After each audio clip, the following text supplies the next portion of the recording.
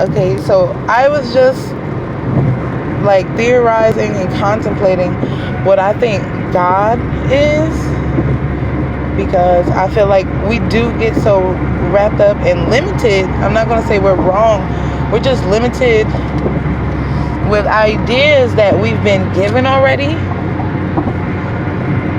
But I feel like we should kind of start thinking of God, or that I've been thinking of God as a collective.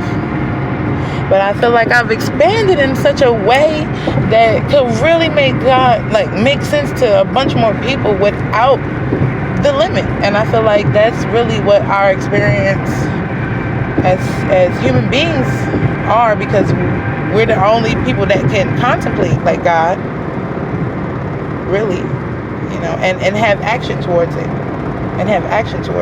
Okay, so I said God is the collective of living things that have the ability to evoke feelings that create the greatest good for the individual selves as well as the external selves. And external selves, like going to the idea of nature, and I was just thinking about and contemplating and talking about nature and synchronicity, and going to the idea of nature, like the trees, all right? They are, whatever their process is, because we don't truly know. All we know is the scientific process of like chlorophyll, and we know that we're likewise in the fact of melanin, right? So they go through this process of evoking whatever feeling, I guess, whatever consciousness, I guess, that they have that evokes feeling.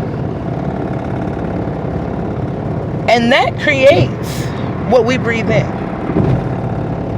But they do that as sustenance to themselves, obviously, because this is how they're living. They're living for a reason. They're living in a way. And the same thing is true with the dirt that's helping them live. And the dirt is still living. So it's like, it's creating the greatest good. And in their case, the greatest good in this sense is growth, which I guess that's for any of us. And that's like a pretty awesome thought. And that's all I'm gonna say. So God, I liked my definition of God, and that was it. Okay. Yeah.